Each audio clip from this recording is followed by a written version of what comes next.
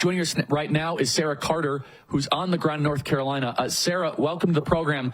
Tell us what you are seeing. Describe it to our audience. Is this a Katrina-type moment? Status of the roads. Is Starlink helping? Death toll predictions? Tell us all about it, Sara Carter.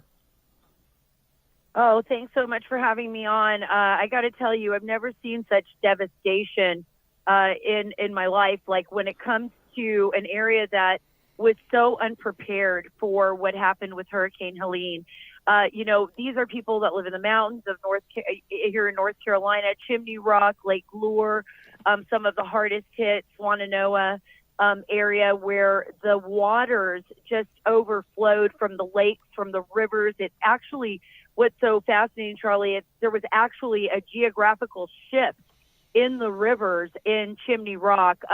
Businesses just completely obliterated. We're still not sure of the death toll. I know you know, what is the death toll? We don't know. They've said somewhere around 200 right now is the number that the government's giving out. I've been hearing from other people that they've been finding more and more bodies. I know that this past weekend in an area that I was at in Swannanoa, on actually the day of the rally in Butler, they found 3 more bodies in that area. If you remember, cars were rushed downstream. There were people that were found in their vehicles. Some people escaped. Some people, by the grace of God, were saved. I know of one gentleman who actually was in his home as it was rushing down the river and was able to survive that. Others did not. There is no service in certain areas. We have, I've been speaking to the sheriffs, local law enforcement, as well as neighbors and firefighters and, others who have come from states as far away as Texas, Idaho, who have come here to help. They are up in the area removing trees and debris. It's going to take years for this area to recover. I can tell you that FEMA, for the most part, has been absent. So let's see. Today, I was talking to a volunteer firefighter. They said they saw FEMA for the first time today in Chimney Rock. And others who have said that when they did get in touch with FEMA, they were either declined their FEMA, the $750 that was promised. One man who had lost his entire home, his entire apartment, and by the grace of God, he got his 4-month pregnant wife out of the apartment before it was rushed downstream in Chimney Rock. He said that when he contacted FEMA and by phone, they declined him the $750. And he said, well, all I owned was personal items. I lived paycheck to paycheck. And they said, well, you need to get on the internet and make another application and do it this way. And he goes, how am I supposed to get on the internet? I have no service. I had to use a sat phone to contact you.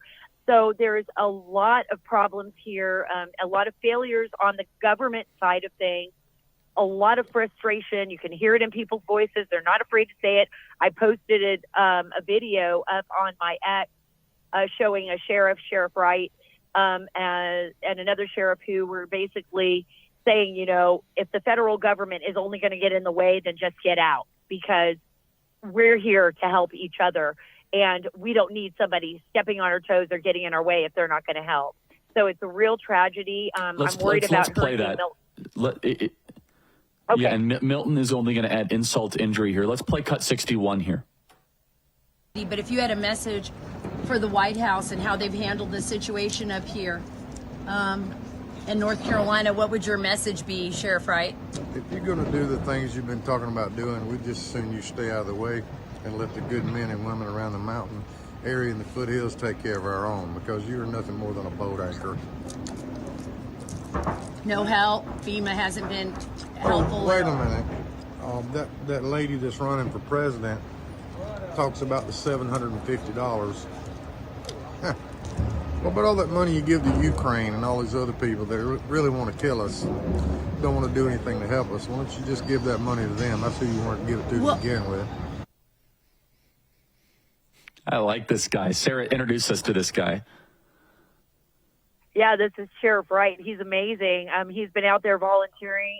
He's a North Carolina sheriff.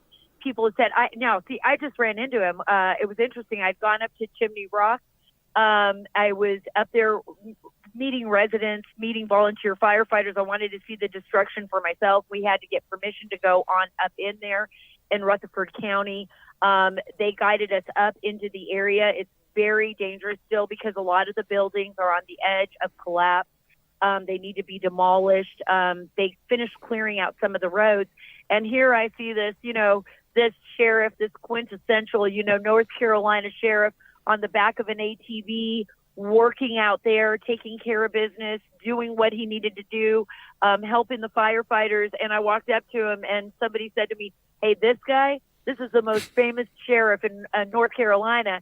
And I said, oh, really? Well, I got to meet him. And I went up and I went to talk to him. So it was just a bit of a surprise. It's just being on the ground, Charlie. The most important thing is that people want to be heard. They just want to be heard. And we have so many Americans, inflation, they're dealing with inflation, they're dealing with living paycheck to paycheck. And now, like you said, to add insult to injury, in so many ways, they are dealing with this disaster that has left them kind of spinning. They're in shock now. Some of them are already at the processing it and they're in tears and they're saying, wait a minute, how am I going to get through this? The holidays are coming up. Of course, they're worried about people's lives. I was just talking earlier today with a grandmother, listen to this, who her 11-day-old grandchild was rescued by civilian helicopters. These are civilians that are volunteering their time, bringing in their helicopters, coming in. They rescued her daughter, her, and the grandchild. Grandchild was on the edge, was blue in the face, a preemie. They went into the area. They pulled the baby out, but the grandmother had to climb to the top of a hillside to make the phone call so that people would know that they were there. So the heroes in this story are never ending.